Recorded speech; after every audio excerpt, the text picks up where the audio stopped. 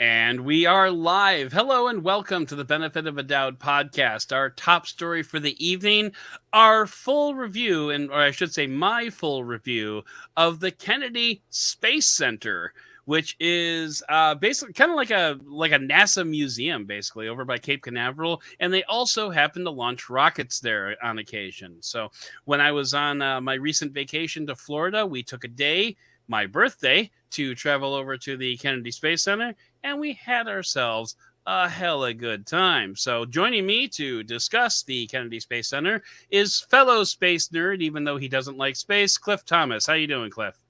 I don't like space. I don't know if you like space or not. I was just being funny. I loves me some space. I was just being funny. So interestingly enough, and this is coincidental, but one of the news stories I came across today was Slash Gear breaking down a comparison between SpaceX and Blue Origin today. I don't know if you saw that, but I did not. It's a good piece, so that'll be in the news. That will have been in the news when you are listening to this, and that's kind of how that works.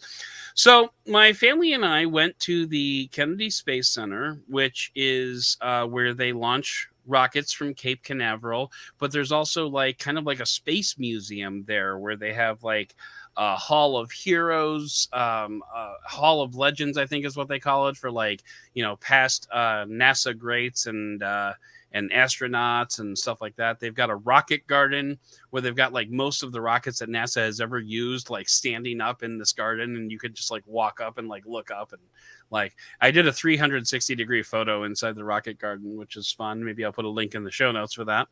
And they've got like interactive exhibits. They've got like a children's area. And well, we'll get to what they have because that's kind of the point. Now, I think with any review, you should start off with your first impressions. And the first impressions that I had of the NASA Kennedy Space Center was the cost of admission, which is not insignificant. For my family, I don't remember what the total was, but it's the cost of admission to get into the door is $57 per adult. And an adult is anyone from, I think, like 12 and up. So my 15-year-old son was considered an adult. Oh, wow. And it was $47 for kids. So it's not like it's a huge price break there.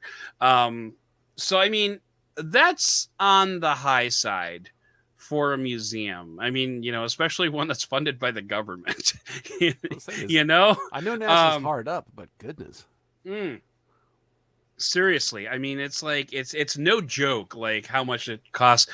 And like I will tell you that my wife and I had a couple of conversations about whether or not we were going to go to the Kennedy Space Center, especially after we found out how much it was going to cost, because god dang, that thing is expensive. I was going to ask you. So you didn't have the experience of not knowing and then getting there and having the sticker shock there? You knew what you were getting into? Oh yeah, no, we bought our tickets well in advance, and so one of the benefits to going to the Kennedy Space Center, not when we went, but one of the benefits is the ability to watch a rocket launch. Everybody loves rocket launches. Yeah, I know that's always been my thing. So you can actually watch a rocket launch from there if they happen to have one scheduled. Now, we were originally going to go to Florida in June, like end of July, I think it was. And there actually was a rocket launch scheduled for while we were going to be there. So it killed me that we ended up not being able to go. And we ended up having, going later in the year when there weren't any launches scheduled. But there is a calendar, like there's a calendar of events. So you can try to like sync up your trip. And like, I want to say that, obviously you can watch it from the Kennedy Space Center. Like you can just walk into the museum and you'll be able to see it because it's kind of an exploding rocket. It's not like it's very subtle. But they also have like separate like admissions and stuff like that where you can go and like sit in the bleachers that you see in like Apollo 13 and stuff like that. And actually we drove by those bleachers and the viewing areas for rocket launches. That was part of a bus tour. So the Kennedy Space Center comes in I would say like three main parts. There's the first initial part where you've got like the Hall of Heroes and the Rocket Garden. There's an IMAX feature there that we didn't have a chance to go see. There's like a children's play area that my daughter wanted nothing to do with because I think she was tired. Mm. But How long had and you been? How long had you been in Florida by the time you went there? that was actually only day 2. Oh, okay. So yeah, it wasn't like we were like multi days into Disney or anything like that. But and then like the second main part is, I don't know what they call it, but the Atlantis space shuttle, like the actual Atlantis space shuttle, is housed in the building there that is on display. So like they actually have the space shuttle kind of canted over on the side so you can like look in and see the Mm-hmm. cargo bay and stuff like that. So that's like part number 2. And before you get to go see that, there's like a whole like video movie presentation of like them developing the shuttle and how are we going to make this thing reusable, that's insane, and like Elon Musk is just like giggling in the corner. But and then there's a third part that you actually have to take a bus to. They have the Saturn V rocket is on display there, and the Saturn V rocket is the main rocket booster that they use to like launch definitely the Apollo missions. I don't know if they use Saturn V for the space shuttle missions as well. I No, don't because know that off the top of my head. Yeah, so the space shuttle had the 2 separate boosters and the big fuel Mhm. tank in the center. So no, Yeah. no, the So, Saturn V but they was a big boy.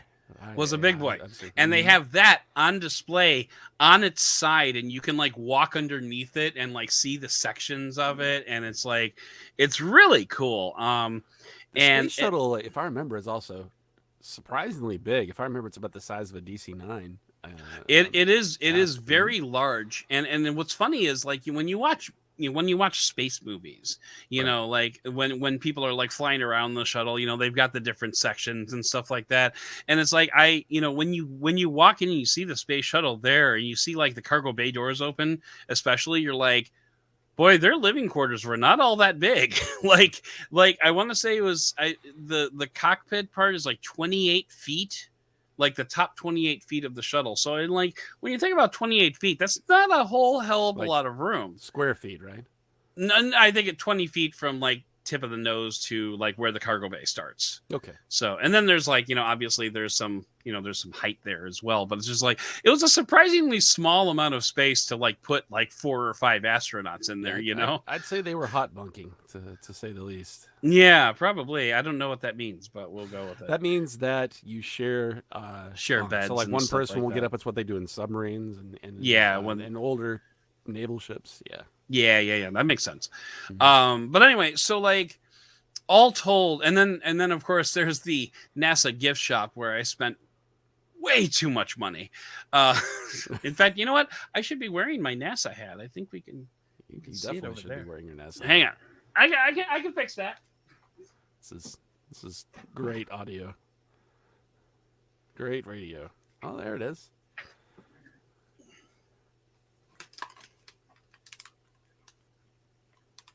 Should have been wearing this from the start. Actually, I'm just See, it's already a little dirty because I've already been wearing it a bunch. But anyway, so like, yeah, I spent so much money in the NASA gift shop, and like basically the NASA gift shop has anything that has ever had NASA on it is in this gift shop.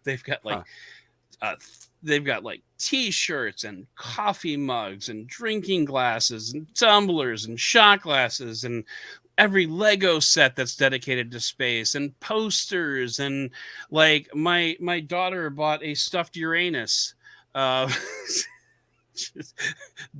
thing there, like they have stuffed planets, like stuffy planets. Must not laugh. Oh yeah, well, and then for the rest of the trip, she made me cuddle Uranus. But anyway, so like they just had everything, and it was just like so like they had oven mitts. I have a NASA oven mitt. Because I figured we needed an oven mitt, why not get a NASA oven mitt? And they have NASA burger flippers. I mean, it's like they just got everything that's Did like you get astronaut ice cream? They did have astronaut ice cream. We did not get any. It's such a lie. They never actually went to space. It is pretty tasty though. Oh yeah, Mm-hmm. and actually, when we came in, I think we actually had to pay for parking. Now that I think about it, but when we came in, they gave us a postcard that had actually been in space. Oh, how cool. So like, and I mean, it's cool. They give it to everybody, but still, Right.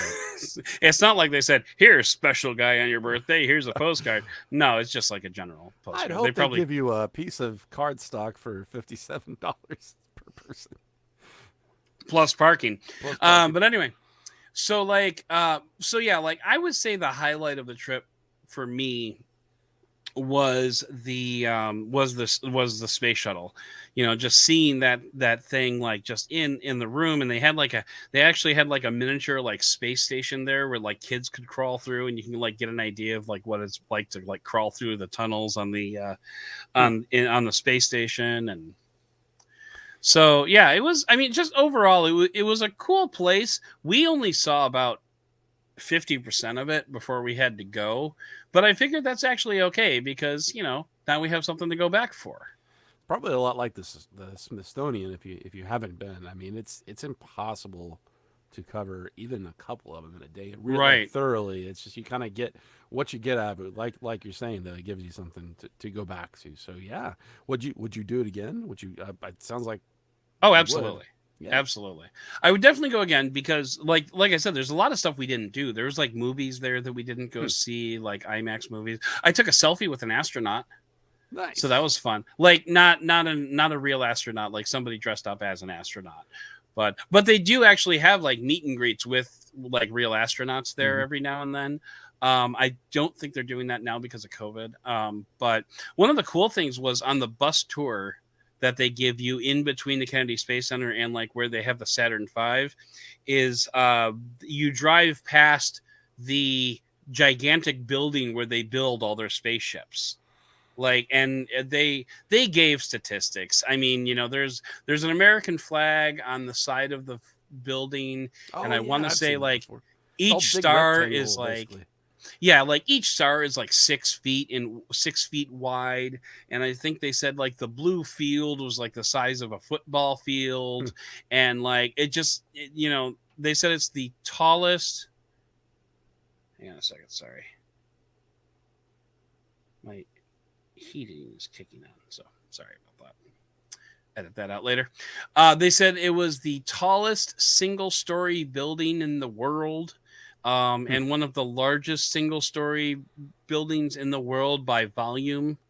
There's 7 doors that like open vertically to like allow the thing to come. And they talked about like the tractor that they use to take the spaceships over to the I launch was going to pad. ask if you got to see that big flat moving platform with the tracks. That's really Yeah, cool.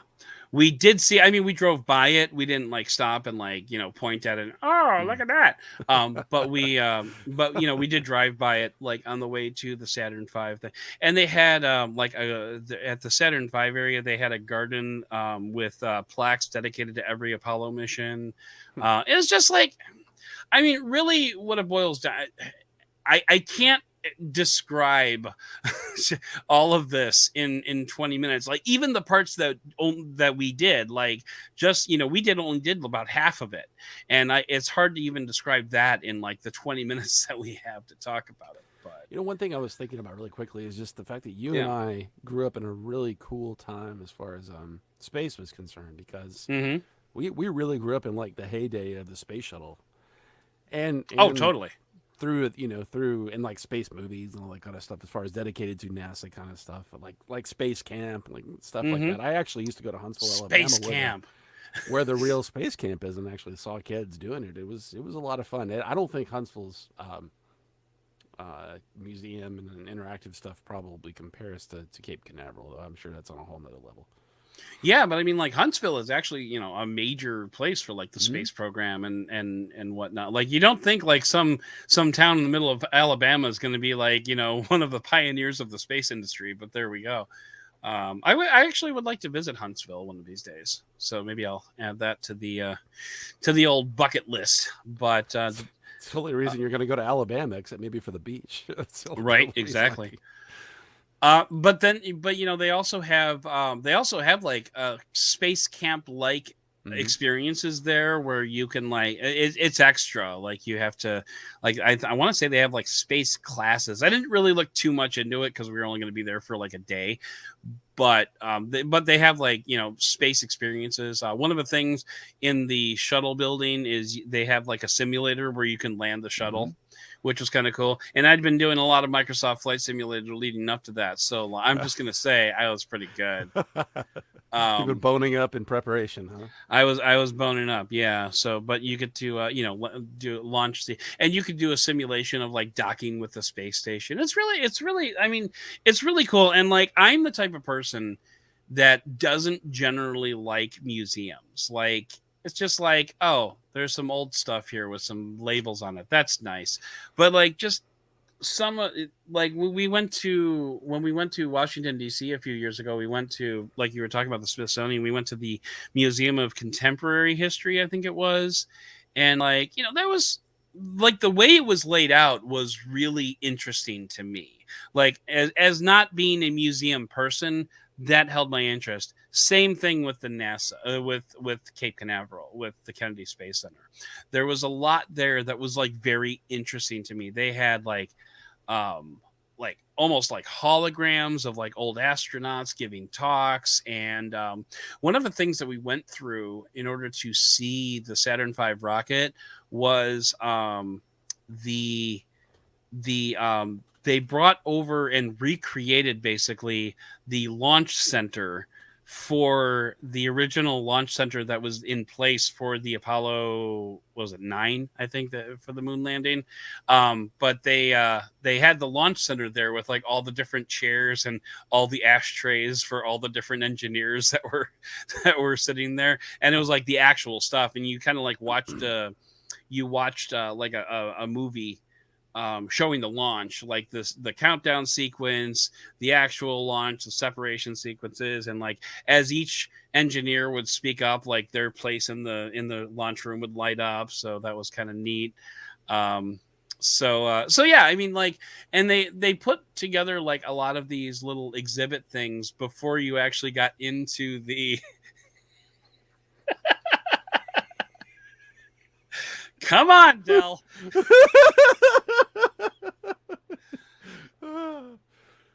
They put together like a lot of these demonstrations that you would have to go through before you got to like the main event, basically. But even those were like well produced and well done.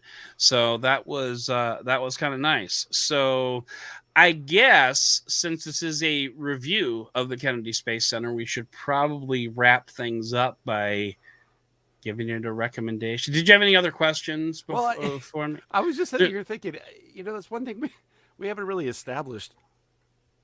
It's something I guess we really don't do. But how do we rate things? Like, do we give it stars? Do we give it NASA hats? Like, what do we give?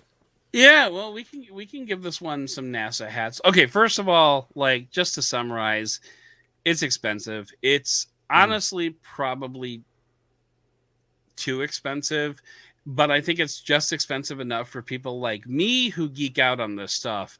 It's not it's way too expensive for people like my wife and kids who are just like, "Dad, can we go?" You know? So like